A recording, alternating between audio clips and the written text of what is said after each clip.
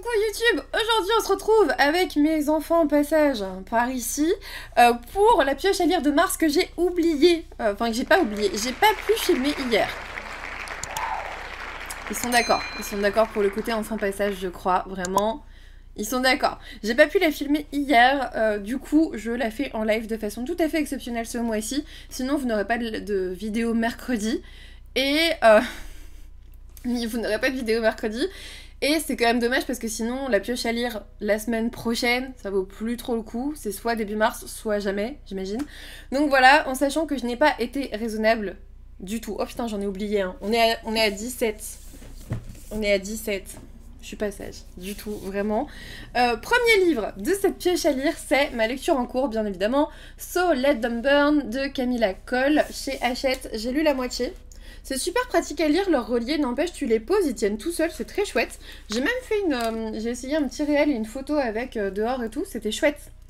C'était chouette. 17, donc finalement on avait trouvé, ah ça va. Pour le coup, j'aime bien. Par contre, il faut pas se fier à un dragon a emporté sa sœur et l'embrasera le continent pour la libérer, c'est tellement pas l'histoire. Je vous jure. Alors, c'est un raccourci peut-être pour parler de l'histoire, mais ça n'a rien à voir avec ce que je suis en train de lire. Déjà, elle n'est pas en train d'embraser le continent. Peut-être que ça viendra, hein, mais du coup, ça m'a un peu trop spoilé, j'imagine. Et un dragon a emporté sa sœur. C'est pas ce qui s'est passé. C'est pas ça qui s'est passé. Donc, j'ai pas trop compris le résumé, c'est dommage. Mais j'aime bien. J'aime bien, mais je vais le mettre en pause. Je vais le mettre en pause parce que je dois lire bien plus vite celui-ci, Damsel, donc La Demoiselle et le Dragon d'Evelyn Sky chez Stardust, parce que je suis censée assister à la projection à Paris du film qui sort sur Netflix en fin de semaine avec Millie Bobby Brown et tout, et du coup moi je veux lire le livre avant, sauf que bah, c'est vendredi. Et j'aurais pas fini So Let Them Burn assez tôt pour lire Damsel. Surtout qu'en plus, j'ai trop peur de m'en mêler parce qu'il y a aussi un dragon dans cette histoire. J'espère que non. J'espère que je vais pas m'en mêler. Pourquoi il y a un... Oh merde. Il y a un genre de glossaire... Dictionnaire abrégé français Kevis Vendvis. Je dois apprendre une nouvelle langue pour lire ce roman? Comment ça se passe? Mais vraiment, regardez! Putain, j'avais pas vu! Il est écrit en quelle langue? C'est bon, c'est en français. Pourquoi j'ai un dictionnaire pour parler une autre langue qui fait beaucoup de pages? Non mais vraiment, il fait beaucoup de pages. Oh mais en fait, ça va aller très vite. Il fait ça. Ça, c'est tous les appendices, ils appellent ça. Et on a les remerciements à la fin. Ok, et là, c'est quoi? Note de l'autrice sur la langue des dragons. Ok. Donc, voilà. En fait, j'ai ça à lire. C'est-à-dire 338 pages. Ça se fait en vrai. Je peux y arriver, hein. Je suis sûre que je peux y arriver. Je suis sûre que je peux y arriver. Manon qui lit que des livres avec des dragons alors qu'elle en lit pas. Mais c'est exactement ça. Mélane, tu mets le point sur quelque chose. Je n'ai pas lu de livre sur les dragons depuis une éternité, mais vraiment très longtemps. Je suis pas fan des dragons de la première heure et tout. C'était vraiment pas mon délire. Et là, je me fais Fourth Wing, je me fais So Let Them Burn, je me retrouve avec Damsel. J'enchaîne les dragons de fou. Dans Damsel, on vous dit Élodie n'a jamais rêvé d'un somptueux palais ni d'un charmant prince. Elle est l'héritière du duché d'Inofé, frappé par la famine depuis des années. Son souhait le plus cher est la survie de son peuple. Alors lorsqu'un représentant d'un prospère royaume voisin offre à sa famille suffisamment de richesses pour sauver Inofé en échange du mariage d'Élodie avec leur fils, celle-ci accepte sans hésiter. Parachutée dans le royaume d'Auréa, Élodie est rapidement séduite par la splendeur des lieux et la gentillesse de son fiancé, le prince Henri. Oh, le prince charmant, c'est incroyable. C'en est presque trop beau pour être vrai. Mais, sinon il n'y aurait pas d'histoire, mais bientôt, regardez, elle est en train de faire des bêtises avec leurs emotes là, mais bientôt, la réalité se fissure et la jeune femme va comprendre le secret qui se cache sous la carapace vernie de ce royaume maudit. Si vous voulez, ça a sûrement un lien avec un certain dragon, vu que ça s'appelle La Demoiselle et le Dragon. Je pense. Donc je vais le commencer ce soir. Et j'espère le finir à temps pour vendredi. Voilà. Hop, suivant. Là aussi, j'aimerais bien le lire un peu cette semaine parce que la lecture commune a commencé aujourd'hui. Il s'agit, de Le Serpent et le Descendant de la Nuit de Carissa Broadbent chez Lost Kingdom. Enfin, c'est MXM Bookmark, il me semble. Voilà. Il est trop beau. Mais il est très gros aussi. Du coup, quand t'as un livre déjà à défoncer en une semaine alors que je travaille, ça va être compliqué. Voilà, il fait 600 plus 630 pages. Bon, je vais pas le lire cette semaine. On va se mettre tous d'accord, ça ne sera pas possible. Mais je vais essayer de rattraper peut-être, lundi prochain. Peut-être. Ça doit être super agréable à regarder sur YouTube avec plein de Luna et Tayo partout. On vous dit... Vampire comme humain, notre survie dépend de ces 3 règles. Toujours se méfier, toujours s'accrocher et toujours protéger son cœur. Oraya, fille adoptive et humaine du roi vampire des Descendants de la Nuit, a dû se créer une place dans un monde fait pour la détruire. Participer au Kejari, le légendaire tournoi organisé par la déesse de la mort elle-même, représente sa seule chance de devenir autre chose qu'une proie.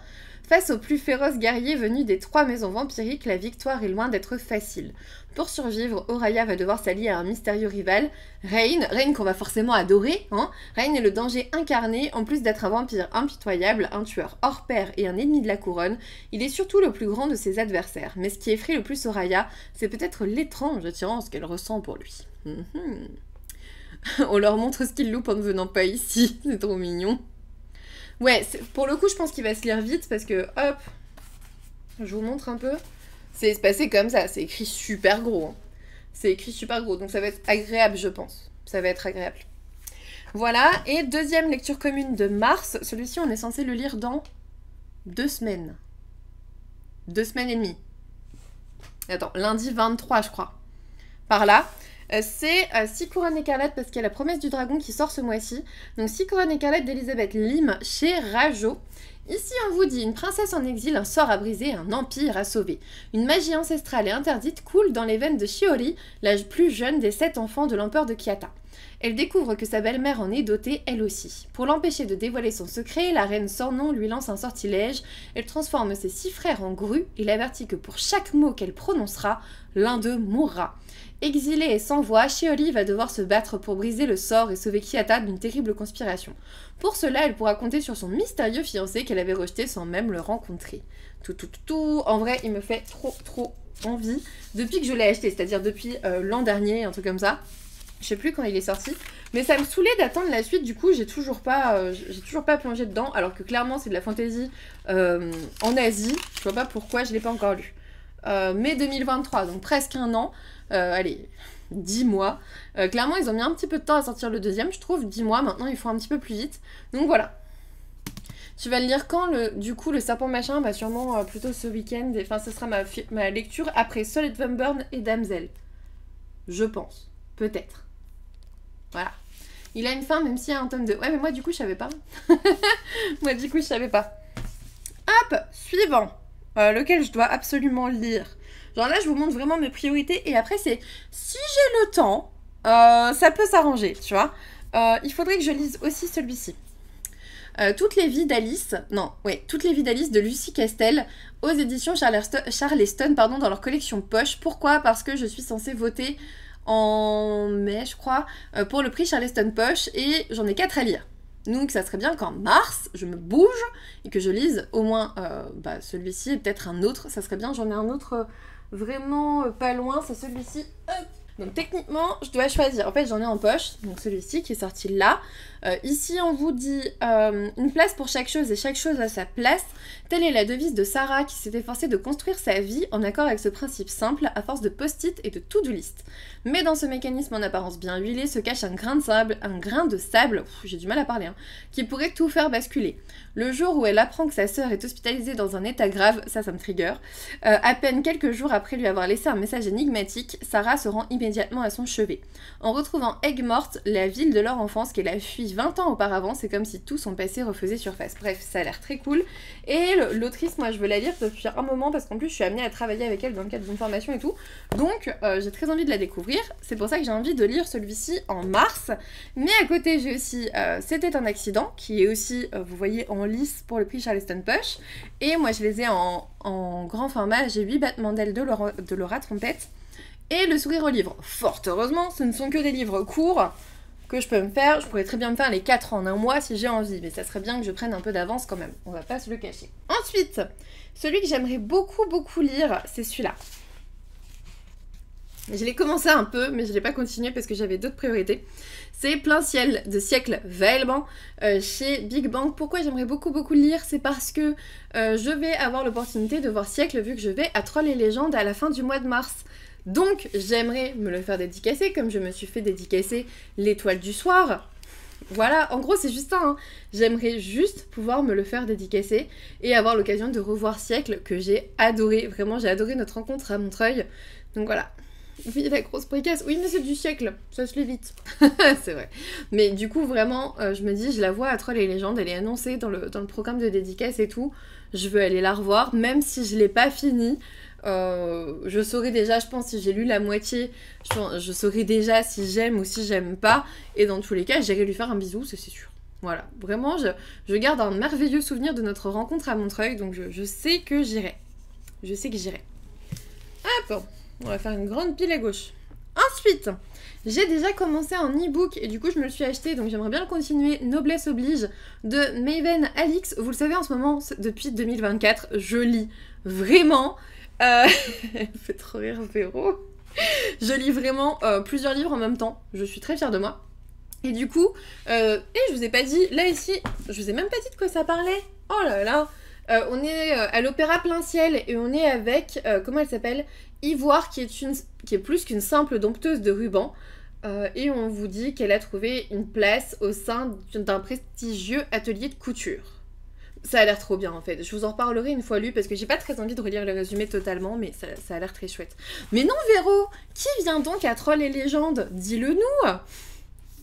Elle est insup. Donc Noblesse oblige, je l'ai commencé, c'est très chouette. On vous dit la révolution de 1789 n'ayant pas abouti, la France est dirigée par le roi Louis XXI. La monarchie autoritaire s'assure néanmoins le soutien du peuple en mettant en scène son faste et sa cour dans des émissions de télé-réalité. Noblesse oblige est la plus regardée d'entre elles. On y suit chaque année une poignée de jeunes roturières élues à qui l'on offre la chance de rencontrer de grands héritiers et de faire un mariage avantageux. Et nous on suit Gabrielle, secrètement anti-royaliste, qui apprend qu'elle fait partie des candidates. C'est l'occasion rêvée d'infiltrer la monarchie et de dénoncer ce qui se cache sous le vernis de la cour. Regardez, il y a du sang.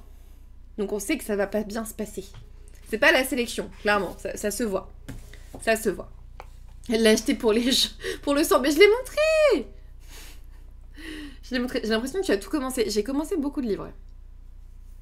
C'est vrai.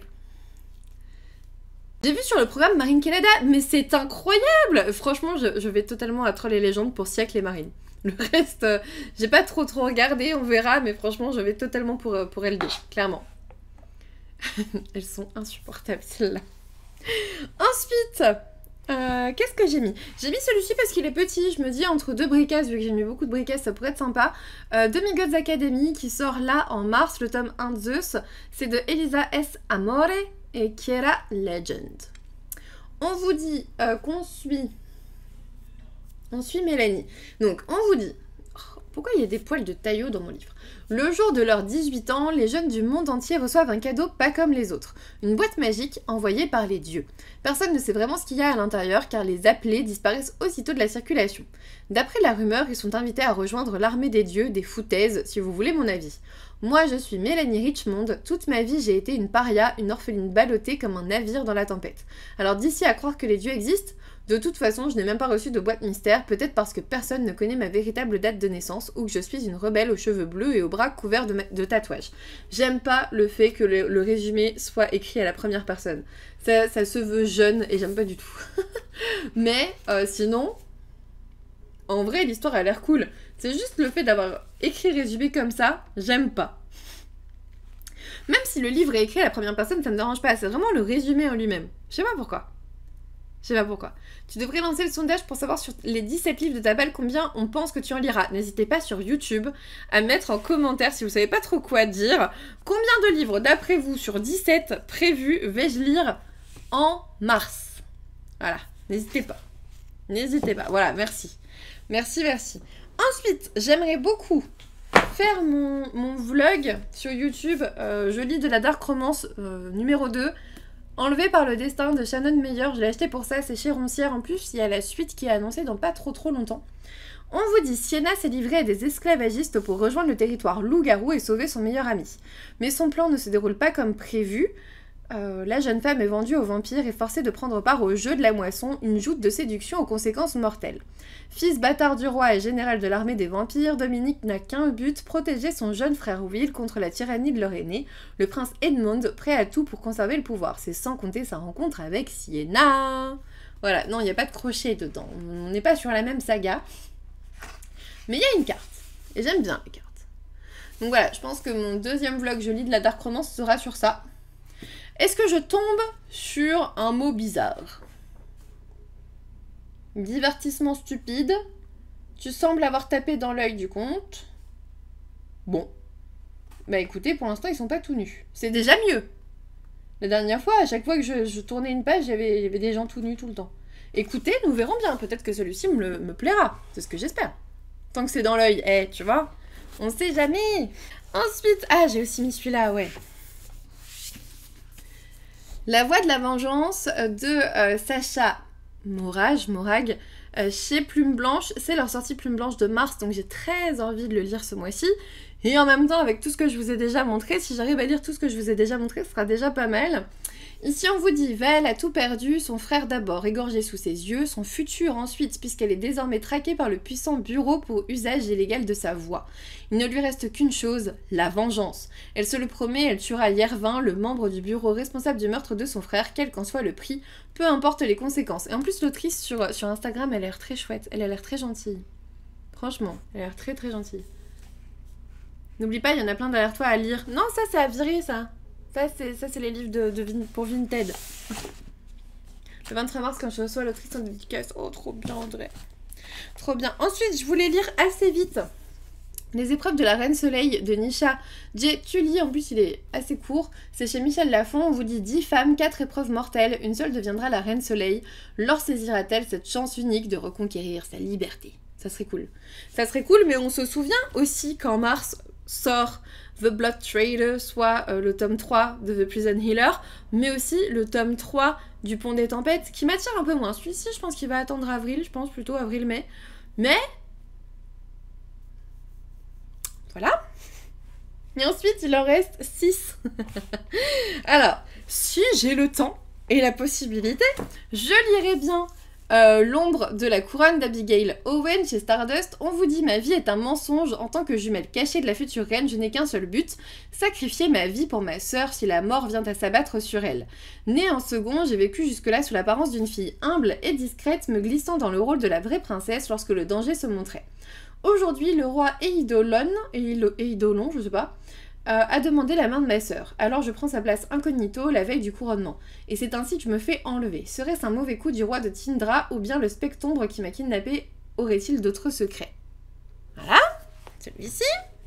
Il y a aussi, j'aimerais bien respecter les livres que m'ont imposé les copines. Donc j'aimerais bien lire ceux dont Perfide, que Émilie m'a imposé à lire cette année. Donc Alessa et la Finestra, l'élu au don unique. Celle qui sauvera l'île de Saverio d'un fléau démoniaque. Cependant, le pouvoir de la jeune femme est puissant et incontrôlable. Elle a déjà tué malgré elle 3 partenaires dont elle devait magnifier la magie, c'est quand même con. Alors que la méfiance de la population s'accroît à son égard, Alessa recrute Dante, un paria beau et mystérieux chargé de la protéger. Mais le garde du corps est irrésistible et le toucher d'Alessa, mortel. On est en mars, combien de livres imposés as-tu déjà lu? Aucun. Ça va. Et là, on arrive du coup à la partie du si j'ai le temps. Si j'ai le temps. J'aimerais lire d'autres bricasses. Ça fait juste un tous les 2 jours. Franchement, ça passe les Lixou en vrai.